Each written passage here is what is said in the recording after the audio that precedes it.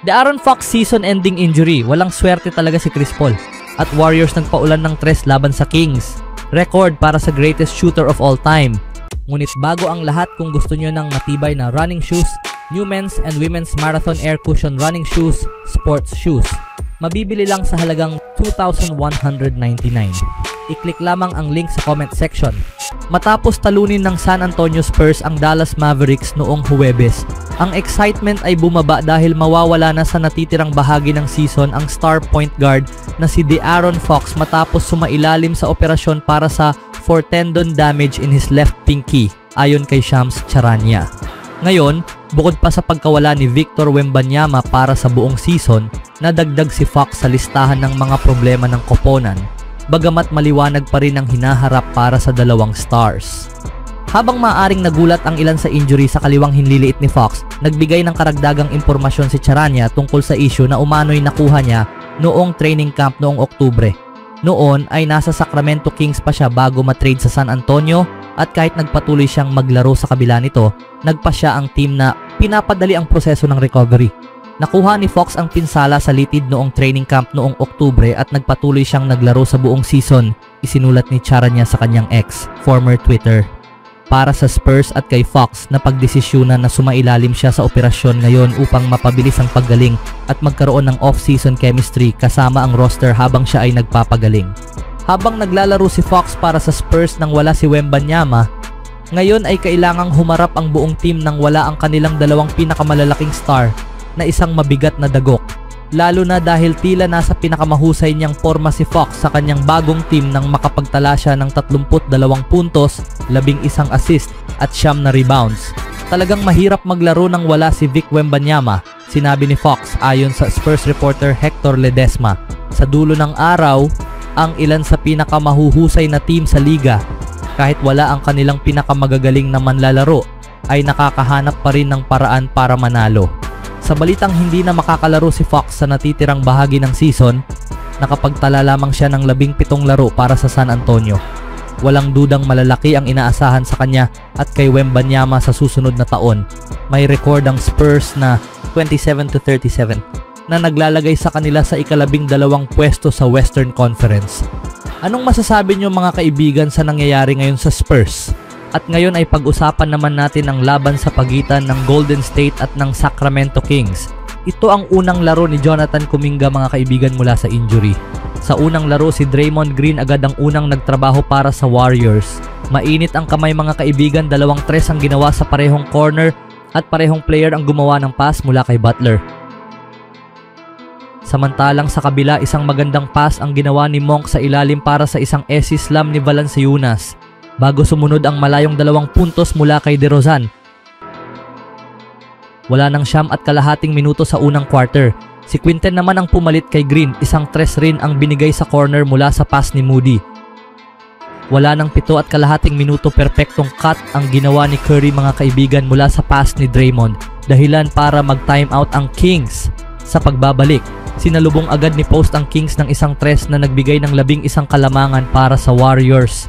Sa pagkakataon na ito, ipinasok na ni Kerr si Kuminga at agad gumawa ng magandang pass mga kaibigan na naghatid kay Curry sa isang 3. Wala nang 5 minuto, pati si Payton mga kaibigan, parang kabisado na rin ang laro sa 3. Sa punto na ito dito na nakuha ni JK ang kanyang unang puntos sa laro mula sa injury. Wala nang 1.5 minuto, si Buddy Hield naman ang nagparamdam sa laro.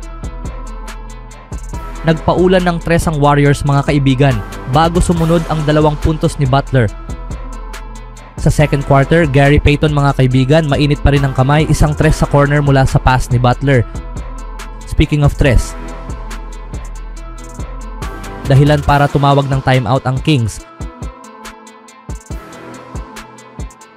Sa pagbabalik mga kaibigan, mismatch, inararo ni Kuminga ang depensa ng Kings, ang lakas ni JK. 1 minuto ang natira sa pangalawang quarter.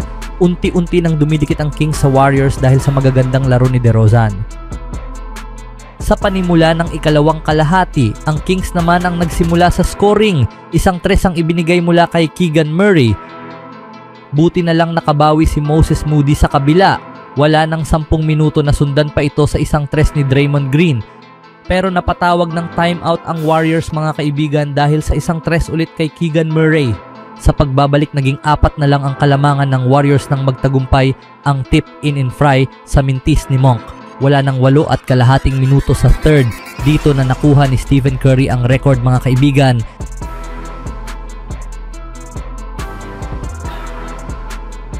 Bilang tanging manlalarong nakakuha ng 4,003 pointers.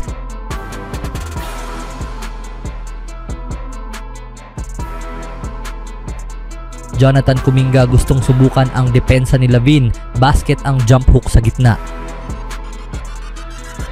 Wala nang 7 minuto nilalaro ni Curry ang depensa, na libre si Moody sa corner basket ang tres.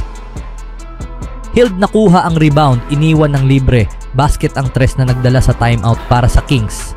Sa pagbabalik mula sa timeout, mainit pa rin ang kamay ni Buddy mga kaibigan. Isang tres ulit para sa Warriors. Buddy Hield ulit takeover mode sa scoring sa pagkakataon na ito. Basket ang fast break layup. Wala nang 3 at kalahating minuto sa quarter. Nakita ni Payton si JK na naghatid sa isang sidestep layup sa ilalim. Wala nang 1 at kalahating minuto ang natira. Gusto na tumulong ni Butler sa scoring. Basket ang atake sa ilalim sa mga huling segundo sa ikatlong quarter. Nakahabol pa ng 2 si Santos. Sa huling quarter, sinalubong agad sa turnover ang Warriors na naghatid sa isang easy dunk. Ang sumunod nagpakita ng chemistry ang Warriors. Butler to Moody na nagtapos sa isang easy basket kay Green sa ilalim. Wala nang 10 minuto. Moses Moody mainit pa rin. Dumagdag ng tres para sa Warriors. Green tumira ng tres. Mintis. Buti na lang andoon si Payton. Moses hindi pa nagtapos. Gusto pang dagdagan ng puntos. Kumuha agad ng tres. Ang sumunod, Butler to Green connection. Magandang nahanap ni Jimmy si Green sa ilalim. Time out tuloy ang Kings. Wala nang 6 na minuto ang natira. Nagpasikat si Kuminga sa pamamagitan ng isang dunk.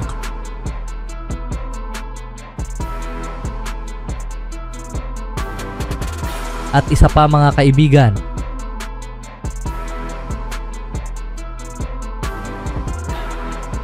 Bago sumunod ang isang easy layup mula kay Santos na naghatid na mapatawag ng timeout ang Kings.